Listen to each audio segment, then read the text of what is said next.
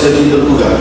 2. Menyatakan pengadilan hukuman sosial pada pengadilan hukuman Manado kelas 1A berwenang mengadili perkara ini. 3. Menyatakan kedua-dua pihak melanjutkan perkara ini melakukan biaya perkara sampai putusan hakim. Demikian diputuskan dalam sidang putusan majelis hakim pengadilan hukuman sosial pada pengadilan hukuman Manado kelas 1A pada hari Kamis tanggal 20 November 2025 oleh kami di Pengadilan Sarjana Hukum Institut sebagai hakim ketua atau Pari Sarjana Sosial Sarjana Hukum Komisi Hukum Magister Ilmu Pemerintahan dan Bambang Sarjana Hukum masing-masing hakim ad hoc sebagai hakim anggota. Putusan tersebut telah diucapkan dan dibuka untuk pada hari Kamis tanggal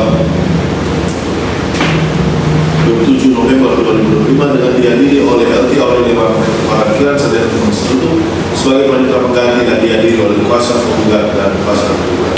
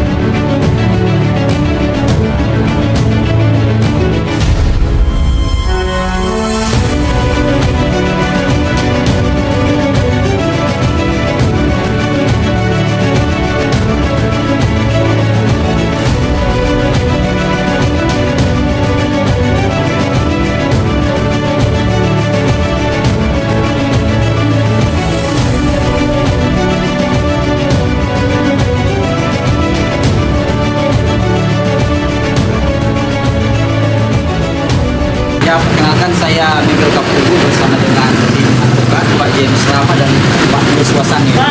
Pada hari ini kita dengan melaksanakan sidang dengan agenda sidang lokasi pemeriksaan, yaitu sidang pemeriksaan secara langsung direct evidence, yaitu merupakan pemeriksaan di mana hakim akan melihat apakah adanya pelanggaran-pelanggaran terhadap hak-hak karyawan yang telah ditetapkan.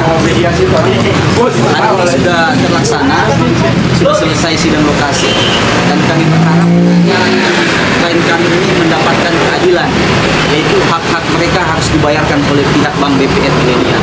Kalau itu silakan nanti dia dibuktikan saja, kalau ada kerugian silakan dibuktikan.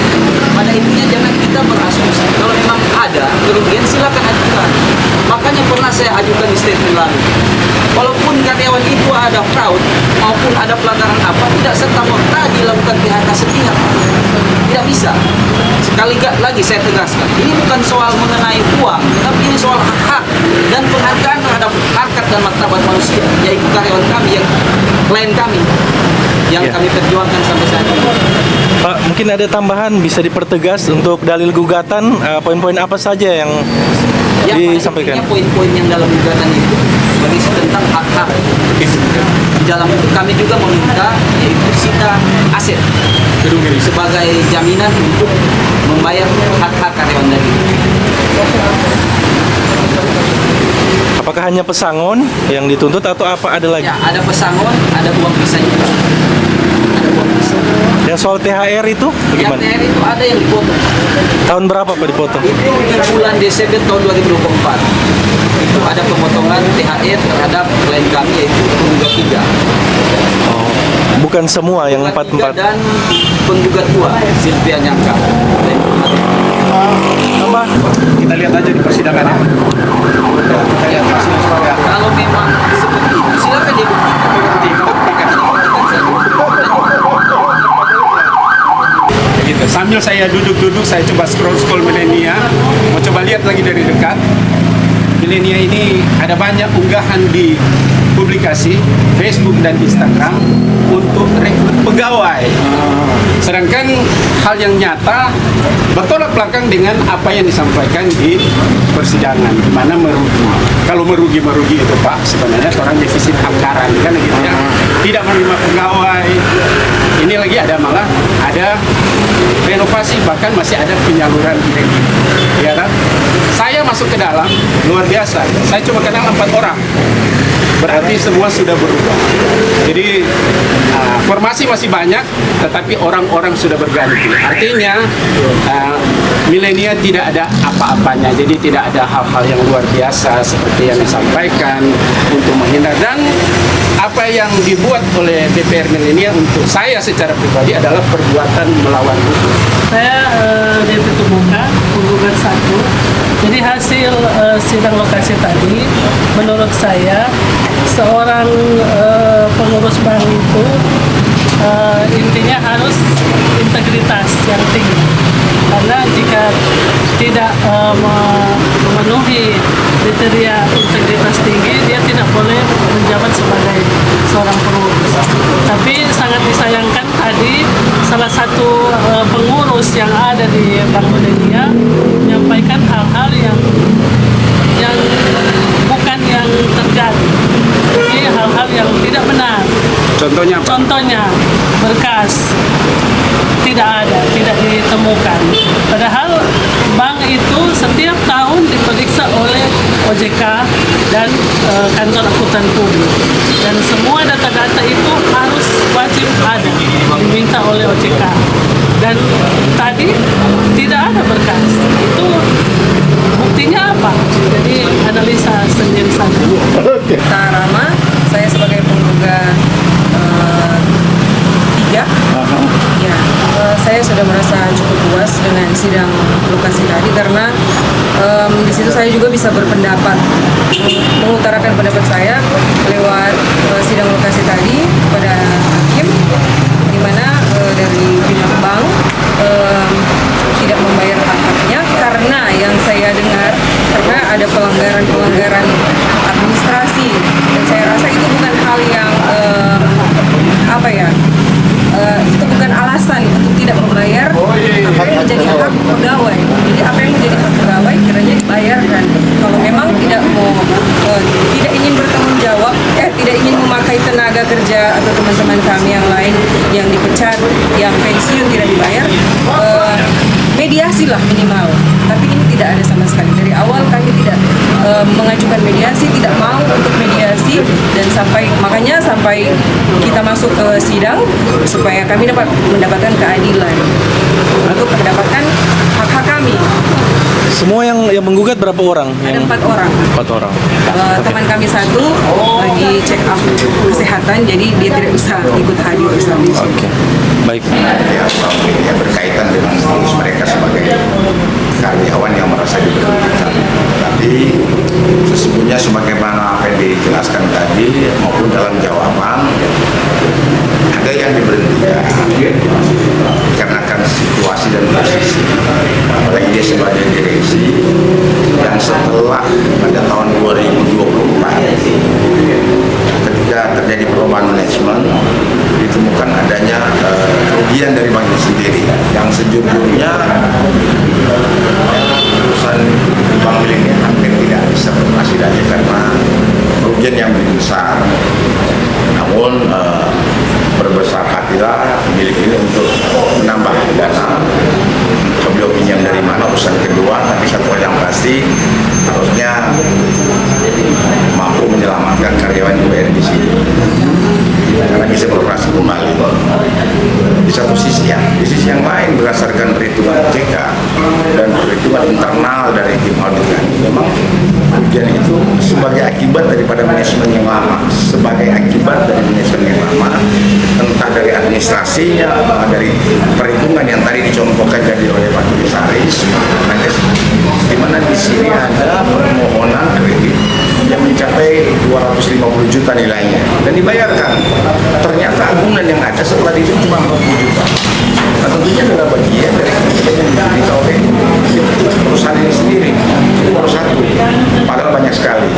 Sehingga ada lagi yang menggugat yang menyatakan bahwa dia karyawan yang diberhentikan dari karyawan tetap menjadi karyawan biasa. Ada hal yang bersangkutan sendiri telah memasuki usia pensiun dan dibayarkan. Kemudian karena keahliannya dan masih rindu membantu bank milenial, dipekerjakan, tapi tinggal kontrak. Jadi haknya sudah menerima. Lucunya mereka menggugat, tapi tentunya dari kami sebagai kuasa hukum bank sangat menghargai dan menghormati kalau merasa bahwa ada hak mereka yang dilanggar, tapi tentunya jangan hanya menuntut hak.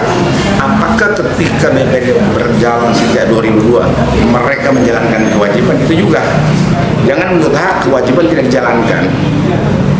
Maka tadi kesimpulan akhir kita sama-sama membuktikan di proses persidangan yang nanti minggu depan ada tanggal 4 Desember ya, hari Kamis, tahapan pembuktian dari saksi dari mereka dan juga saksi dari kami. Dan kalau tadi dari ada salah satu direktur tadi juga beliau menyatakan bahwa tidak benar kerugian kami akan menunjukkan saksi tentunya dari internal kami tentang perhitungan kerugian, dan kami juga akan hadirkan pihak OJK karena terjadinya pergantian direksi maupun komisaris bukan kerinduan daripada staf yang ada di sini, tapi itu merupakan kewajiban dari pemegang saham untuk mengoreksi dan mengganti siapapun yang di sini. Kalau saya tidak salah lihat ada satu yang pensiun. Ya. Kalau tidak salah yang pensiun yang berarti Pak, izin rapat Pak, izin rapat Pak. Dua yang pensiun jadi Bakulang itu satu, tapi dia haknya sudah terima, sudah diterima. Ada bukti di sini. Mungkin bukti itu perusahaan sudah kasih ke. Terus yang ada satu lagi Ibu Silvi, saya lupa karena dia waktu di sini itu audit internal. Dia masuk usia pensiun, terus yang satu mengundurkan diri. Mengundurkan diri. Ya. Yang satu lagi Pak, kan ada 4 ya, kalau nggak salah.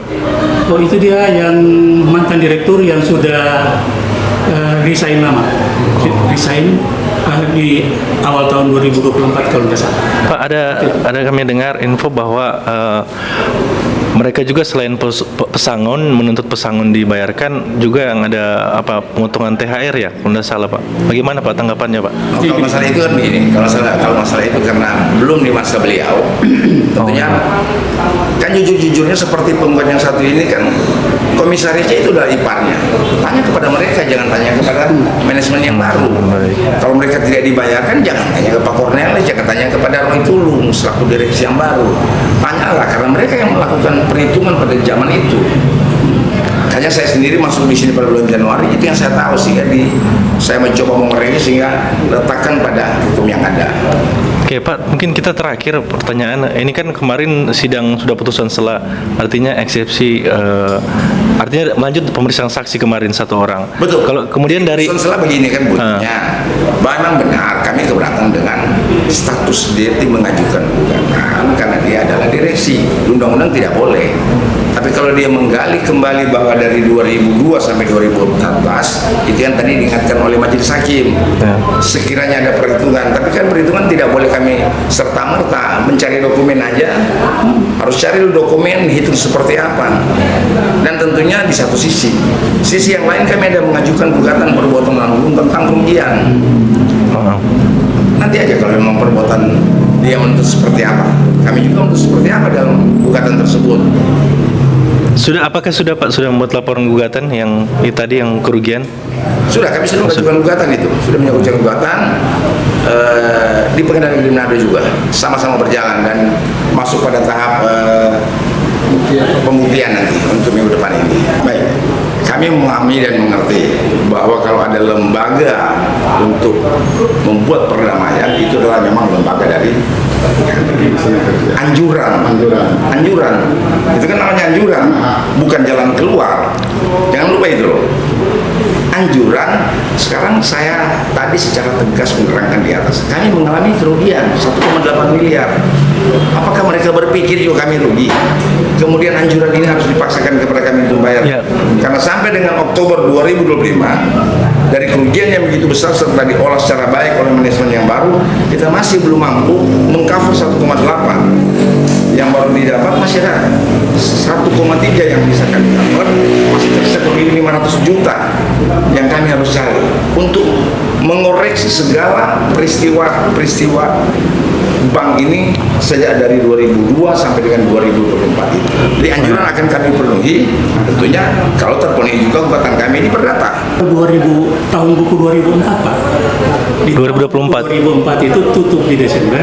Baru ketahuan. Dan itu laporannya itu sudah diaudit oleh eksternal, dalam hal ini OJK dan KAP, tuh kantor akuntan publik.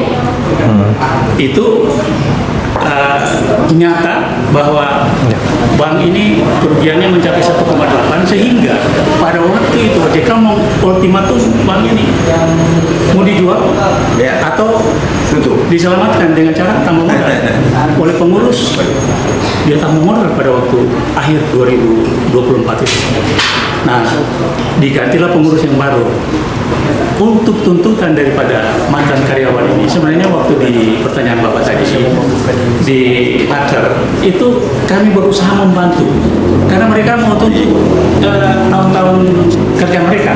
Kami mau cari kapan mereka masuk, bulan berapa, tanggal berapa, dan di posisi apa. Itu tidak ada, Pak. Tidak ada. Kami berani sumpah itu tidak ada. Yang ada yang kami dapatkan dan kami serahkan kepada lawyer kami, yaitu cuma catatan-catatan di SK. Nah, di SK itu ada diangkat dari sini ke sini, dimutasi dari sini ke sini, diangkat dari mungkin mitra menjadi pegawai. Nah, itu ada. Tapi pada saat mereka masuk, kan masih hitung itu. Nah, kita kan tidak bisa karang-karang tahun berapa mereka masuk. Berkas itu tidak ada, Pak. Sementara kalau pengalaman saya di bank sebelumnya, itu beberapa tahun yang lalu ada karyawan yang keluar, itu berkasnya masih disimpan, Pak, di HRD.